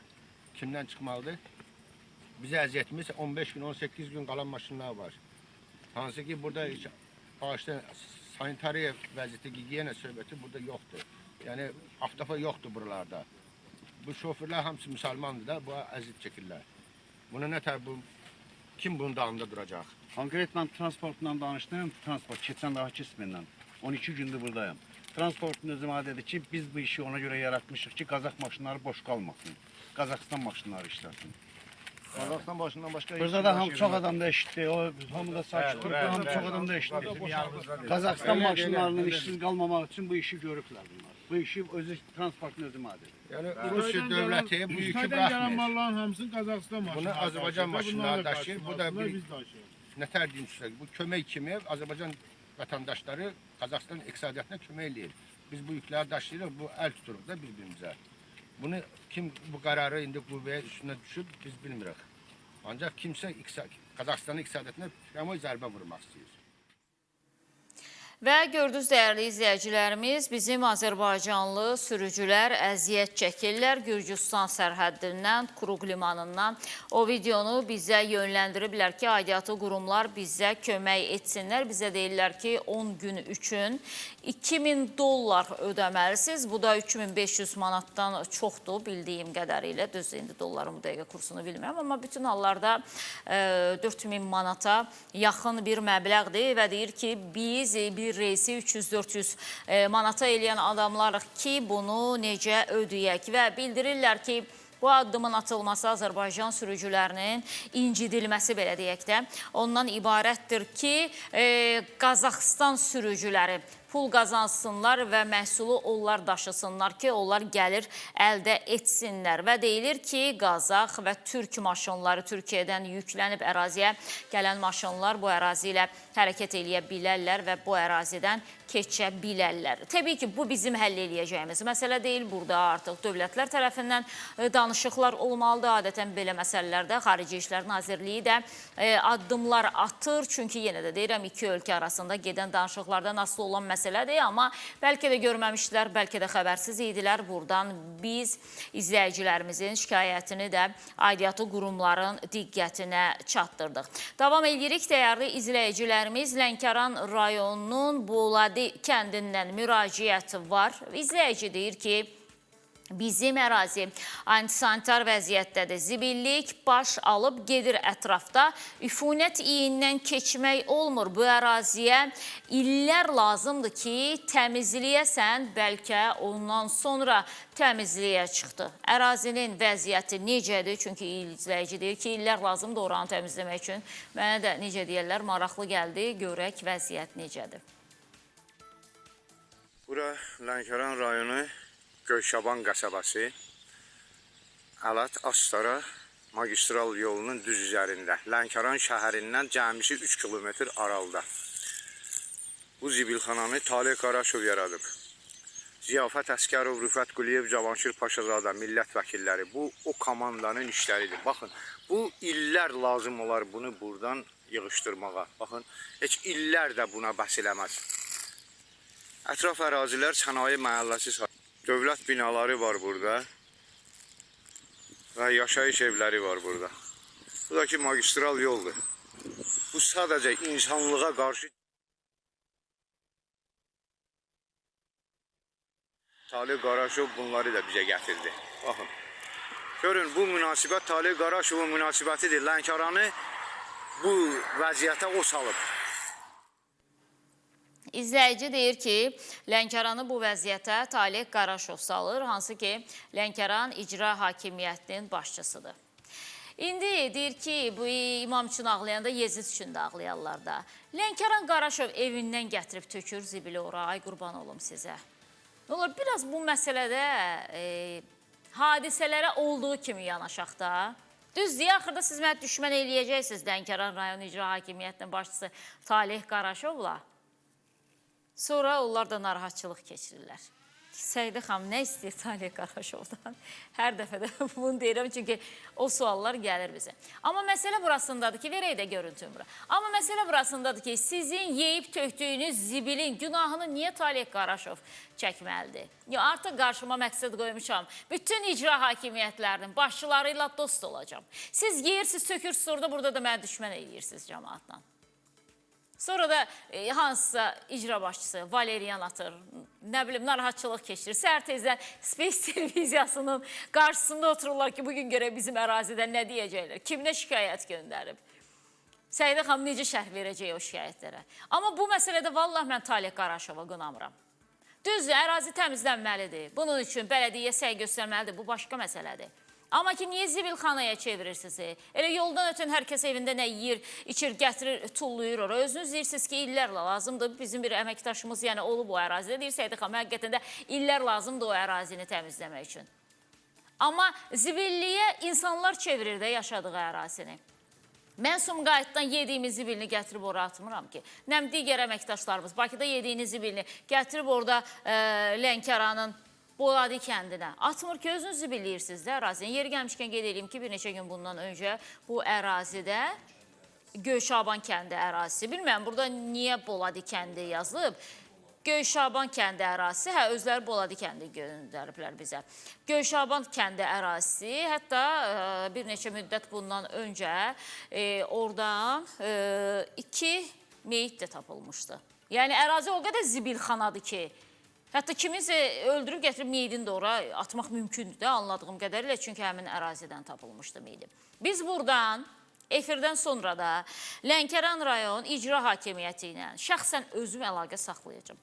Və o ərazinin yığışdırılması üçün də xahiş edəcəm. Amma sizdən də xahiş edirəm. Yediklər, zibil qabı yoxdursa gəlin məsələni bunun üzərində biz quraq ki, ərazidə zibil yeşikləri yoxdur. Ona görə də insanlar məcburdur ki, evlərindən bir neçə metr və yaxud da ki, kilometr o tərəfə getsinlər və zibili atsınlar.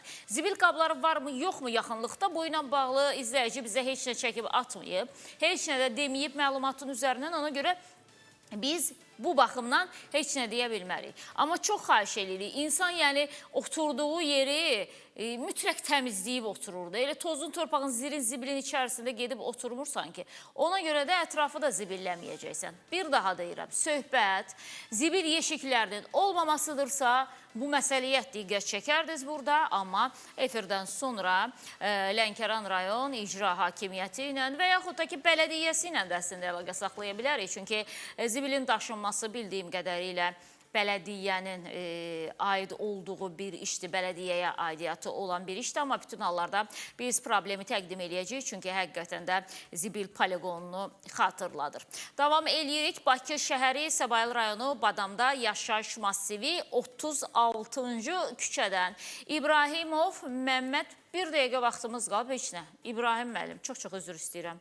Sizin xəbərinizi diqqətə çatdıra bilmədim. Məmməd müəllim, daha doğrusu İbrahimov Məmməd. Nətər coşmuşdumsa, o versin nə istəyirdim deyim. Sabah boyuna başlayarıq deyir redaktorum. Amma ki, əvvələ 40 dəqiqə başqa material atacaq. Yenə də verə bilməsəm, günah artıq redaktorumundur, yəni deyim biləsiniz. Belə dəyərli izləyicilərimiz, sizdən sağollaşmaq məqamıdır. Diqqətinizə çatdırım ki, siz xəbərinizin də proqramını izlədiniz və Space TV-dən ayrılmırsınız. Biz sizdən ayrılsaq da bizim proqramdan dərhal sonra Tarix Əliyevin Tarixin bir günü proqramı efirdə olacaq. İzləyin, yenə də maraqlı qonaqları olacaq və yenə də barmağını silkələyəcək Tarix Əliyev kiməsə ki, sən kimsən ümumiyyətlə. Yəni adam ürəyə gedir o danışanda, tam səmimi deyim. Mən sizdən ayrılıram, siz isə Space TV-dən ayrılmayın, çünki bu kanal sevilən kanaldır. Sabah görüşərik inşallah.